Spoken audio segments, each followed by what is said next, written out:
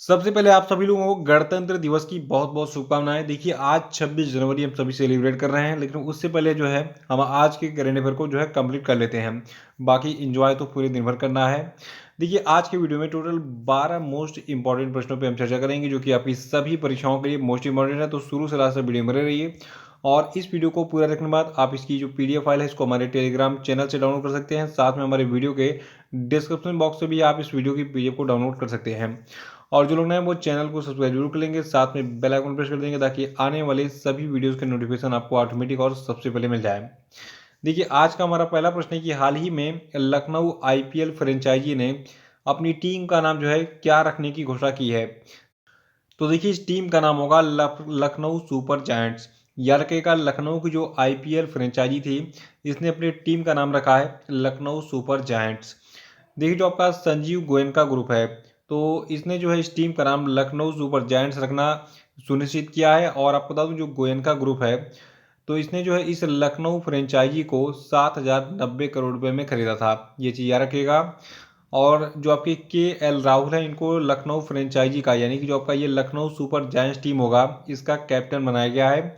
और इसके अतिरिक्त जो आपका लखनऊ का ये टीम होगा तो इसने ऑस्ट्रेलियाई ऑलराउंडर मार्कस स्टोइनिस को जो है और भारत के uncapped leg spinner Ravi Bishnoi को जो है साइन किया है कोचिंग करने के लिए।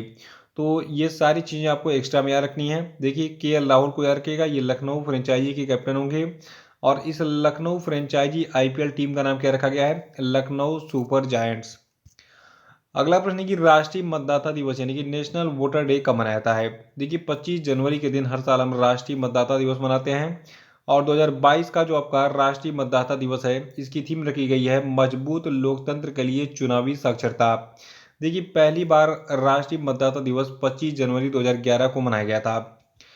देखिए चुनाव करीब है और आपसे मैं बस यही निवेदन करूंगा कि दारू मुर्गा पैसा वालों से दूर रहिएगा। एक ईमानदार प्रत्याशी को चुनिए जो कि आपकी आवाज़ को विधानसभा में उठा सके। ठीक है। अगला प्रश्न है कि कौन सा देश विश्व में खीरे का सबसे बड़ा निर्यातक देश बन गया है। देखिए खीरे का सबसे बड़ा निर्यातक देश बन गया है भारत। देखिए भारत ने अप्रैल से अक्टूबर 2020-21 के दौरान कुल 114 मिलियन अमेरिकी डॉलर के मूल्य के साथ कुल 1,23,846 मीट्रिक टन ककड़ी और गरकीन यानी कि अचारी खीरे का जो है निर्यात किया था। इसको नोट कर लीजिएगा, ये आंकड़ा एग्जाम में पूछा सकता है। देखिए वैश्विक स्तर पर खीरे की मांग का लगभग 15% हिस्सा अकेले भारत में उत्पादित होता है। याद रखेगा कि दुनिया में खीरे की जितने भी मांग है उसका 15% अकेले भारत जो है उत्पादित करता है। देखिए खीरा वर्तमान में 20 से अधिक देशों को निर्यात किया जाता है भारत से, जिसमें प्रमुख गंतव्य आपका है उत्तरी अमेरिका यानी कि भारत उत्तरी अमेरिका में खीरा बेचता है, यूरोपीय देशों में, महासागरीय देश और जैसे कि आपका हो गया संयुक्त राज्य America, France, Germany, Australia, Spain, दक्षिण कोरिया, कनाडा, जापान, बेल्जियम, रूस, चीन, श्रीलंका और इसराइल। तो इन सभी देशों को हम खीरा क्या करते हैं, निर्यात करते हैं। वर्तमान में पूरे विश्व में खीरे का सबसे बड़ा निर्यातक देश कौन बन गया है, भारत बन गया। ठीक है। अगला कि असम सरकार ने किसे राज्य का सर्वोच्च नागरिक पुरस्कार असम वैभव प्रदान किया। तो देखिए जो असम वैभव पुरस्कार है ये रतन टाटा को जो है दिया जाएगा। देखिए इनको ये पुरस्कार दिया जाना था अभी 24 तारीख को, लेकिन ये उपस्थित नहीं हो पाए किन्हीं कारणों से। देखिए इतने बड़े बिजनेसमैन हैं, बहुत बिजी शेड्यूल होता है, तो इन्होंने कहा कि भैया हम अभी नहीं दे पाएंगे और अगर आप जो है देना चाहते हैं तो मुंबई आ जाइए, वहीं पे आप दे दिएगा।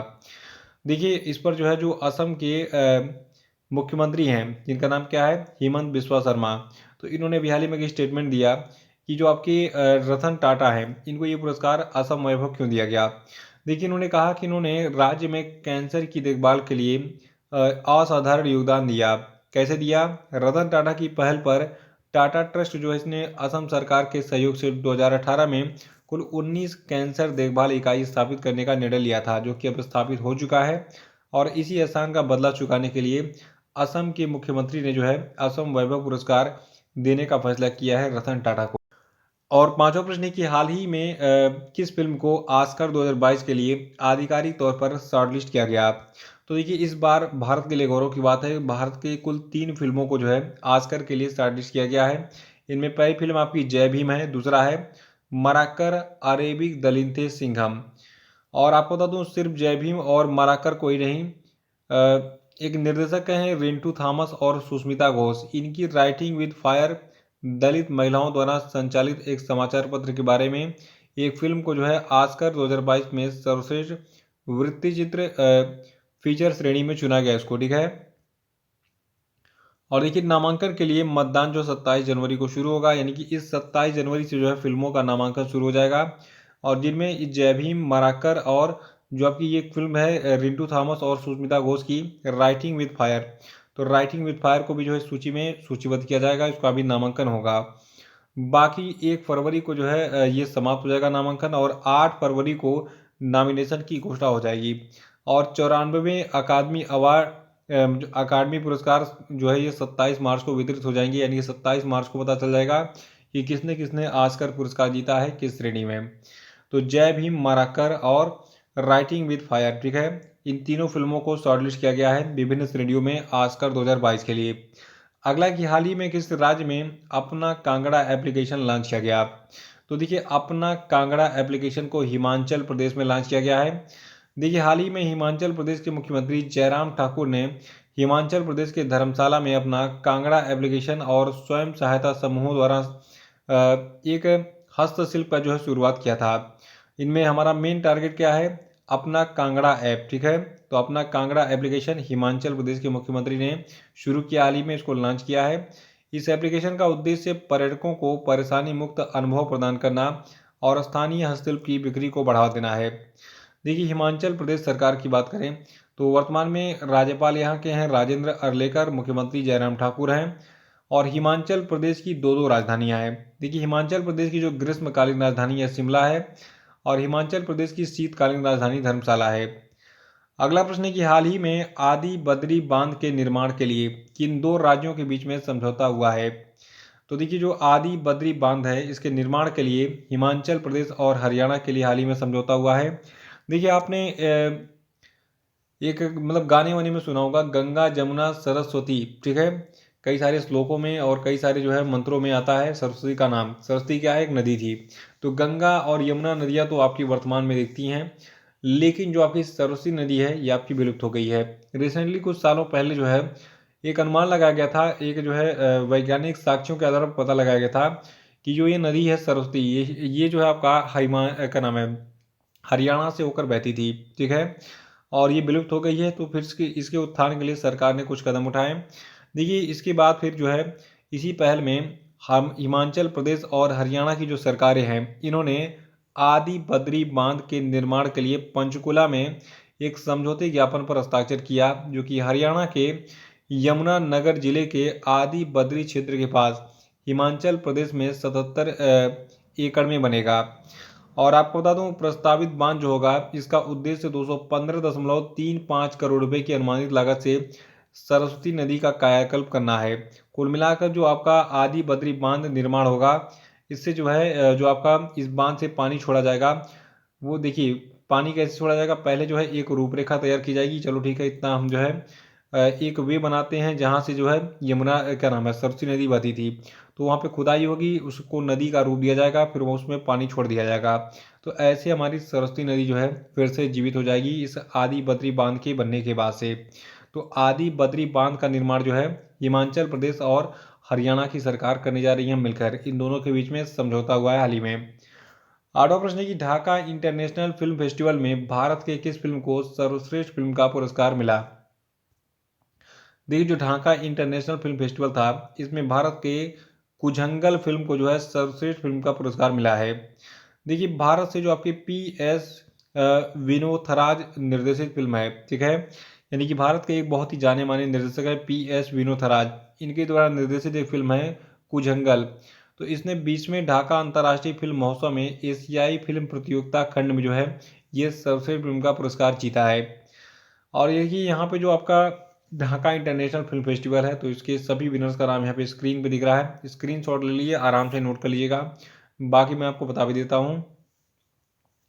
देखिए इस ढाका इंटरनेशनल फिल्म फेस्टिवल में जयसूर्या को जो है रंजीत शंकर निर्देशित फिल्म सनी के लिए सर्वश्रेष्ठ अभिनेता चुना गया, और सर्वश्रेष्ठ पटकथा लेखक का पुरस्कार इंद्रनील राय चौधरी के द्वारा निर्देशित भारत बांग्लादेश फिल्म मायर जुंजाल के लिए इंद्रनील राम राय चौधरी और सुगाता सिन्हा को मिला है। और विशेष दर्शक पुरस्कार जो है एमी बरुआ निर्देशित फिल्म सेमखोर को दिया गया। और देखिए नेपाल से सुजीत विदारी निर्देशित आईना इयाल पुतली को जो है सर्वश्रेष्ठ निर्देशक का पुरस्कार मिला।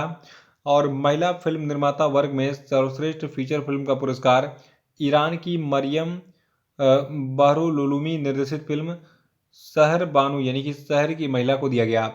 और दो बांग्लादेशी फिल्में नूरुल आलम जो कि अतीक द्वारा निर्देशित है और लाल मोरोगर झूठी और एन नासिर चौधरी द्वारा निर्देशित चंद्रवती कोठा को जो है ऑडियंस अवार्ड मिला है। नवा प्रश्न है कि हाल ही में थिरू आर नागास्वामी का निधन हो गया, वो क्या थे? तो देखिए जो आपके थिरू आर नागास्वामी हैं ये जो है एक प्रख्यात पुरातत्वविद थे। आपको बता दूं जो प्रसिद्ध भारतीय इतिहासकार पुरातत्वविद और तमिलनाडु के पुरालेखविद रामचंद्र नागास्वामी हैं। ये जो 91 वर्ष की उम्र में इनका निधन हुआ है और ये तमिलनाडु सरकार के पुरातत्व विभाग के पहले निदेशक थे। देखिए इनको जो है यानी कि जो आपका नागा स्वामी मंदिर है तो उसके शिलालेखों और तमिलनाडु के कला इतिहास पर इनके काम के लिए जाना जाता था, तो इसको याद रखिएगा। और अगला प्रश्न है कि 9वीं महिला राष्ट्रीय आइस हॉकी चैंपियनशिप 2022 को किसने जीता? तो देखिए जो आपका 9वां भारतीय राष्ट्रीय आइस हॉकी चैंपियनशिप 2022 था इसको लद्दाख की टीम ने जीता है। देखिए हाल ही में इस चैंपियनशिप का जो आयोजन है यानी कि जो आपका 9वां महिला राष्ट्रीय आइस हॉकी चैंपियनशिप था तो इस चैंपियनशिप का जो आयोजन है ये ice hockey association of India के द्वारा हिमाचल प्रदेश के लाहौल स्पीति जिले के काजा क्षेत्र में किया गया था। देखिए इस चैंपियनशिप में दिल्ली, लद्दाख, हिमाचल प्रदेश, चंडीगढ़, तेलंगाना और भारत तिब्बत सीमा पुलिस की कुल 6 टीमों ने पार्टिसिपेट किया था। तो यार रखिएगा 9वीं महिला राष्ट्रीय आइस हॉकी चैंपियनशिप 2022 को जीता है लद्दाख की टीम ने। देखिए जो ice hockey association of India है इसके बारे में एक चीज याद रखिएगा कि वर्तमान में इसके अध्यक्ष हैं डॉक्टर सुरेंद्र मोहन बाली। और 11वां प्रश्न है कि राष्ट्रीय पर्यटन दिवस कब मनाया जाता है? तो देखिए राष्ट्रीय पर्यटन दिवस यानी कि नेशनल टूरिज्म डे को हम 25 जनवरी को मनाते हैं। और पर्यटन के महत्व और इसके सामाजिक, राजनीतिक, वित्तीय और सांस्कृतिक मूल्य के बारे में वैश्विक समुदाय के बीच में जागरूकता पैदा करने के लिए ये दिवस हर साल मनाया जाता है। अगला प्रश्न है कि हाल ही में किसे 5 साल की अवधि के लिए prevention of money laundering act यानी कि PMLA एजुकेटिंग अथॉरिटी का अध्यक्ष चुना गया है? तो देखिए ये व्यक्ति आपके विनोदानंद झा हैं। याद रखिएगा विनोदानंद झा को हाल ही में 5 सालों की अवधि के लिए prevention of money laundering act educating authority का जो है क्या बनाया गया है? अध्यक्ष बनाया गया है। और देखिए जो आपका ये prevention of money laundering act 2002 है ये भारत की संसद का एक अधिनियम है जो कि धन शोधन को रोकने और धन शोधन से प्राप्त संपत्ति को जब्त करने के लिए NDA सरकार के द्वारा अधिनियमित किया गया था उस समय अटल बिहारी वाजपेयी के द्वारा। देखिए जो आपका PMLA यानी कि prevention of money laundering act है 2002 का और इसके तहत जो है जो अधिसूचित नियम है ये 1 जुलाई 2005 से लागू हुआ था। तो ये थे आपके आज के सभी महत्वपूर्ण करंट अफेयर। और अब हम बात करेंगे आज के सभी क्वेश्चन पे। तो कमेंट बॉक्स में सभी लोग आंसर बताएंगे सभी प्रश्नों का। पहला प्रश्न आपके लिए कि अंतर्राष्ट्रीय शिक्षा दिवस कब मनाता है बताइए। अगला कि राष्ट्रीय बालिका दिवस को हम कब मनाते हैं बताइए। नेक्स्ट है कि हाल ही में किस तिथि को भारत सरकार ने पराक्रम दिवस के रूप में मनाने का फैसला किया बताइए। नेक्स्ट है कि सैयद मोदी बैडमिंटन 2022 का खिताब किसने जीता बताइए। नेक्स्ट है कि हाल ही में केंद्रीय कृषि मंत्रालय ने कृषि मशीनीकरण के लिए ड्रोन खरीदने में मार्च 2023 तक कितने प्रतिशत सब्सिडी प्रदान करने की घोषणा की है बताइए। और अब हम बात करेंगे कल के पूछे गए सभी क्वेश्चन अपडेट के सही उत्तरों की। देख लें का पहला प्रश्न था कि भारत मौसम विज्ञान विभाग के द्वारा जारी climate of India during 2011 report के अनुसार 2021 रिपोर्ट के अनुसार 1901 में देश में राष्ट्रव्यापी रिकॉर्ड शुरू होने के बाद से कौन सा वर्ष 5वां सबसे गर्म साल था? तो ये साल 2021 था। और अगला था कि हाल ही में भारतीय प्रधानमंत्री नरेंद्र मोदी ने किस देश में भारतीय सहायता प्राप्त सामाजिक आवास इकाइयों की परियोजना का उद्घाटन किया है? तो ये देश मॉरिशस है। और अगला था कि हाल ही में किस भारतीय राज्य ने इंफ्रास्ट्रक्चर फाइनेंसिंग अथॉरिटी स्थापित करने का निर्णय लिया है? तो ये राज्य अरुणाचल प्रदेश है। और चौथा था कि हाल ही में किस केंद्रीय मंत्रालय ने संशोधित rural area development plan formulation and implementation guidelines जारी की है। तो ये मंत्रालय आपका है पंचायती राज्य मंत्रालय। और पांचवा था कि हाल ही में दिमितार कोवासेवस्की किस देश के नए प्रधानमंत्री बने हैं। तो ये देश आपका है नॉर्थ मैसेडोनिया। तो इसी के साथ ये वीडियो समाप्त होता है। जय हिंद, जय भारत। पूजा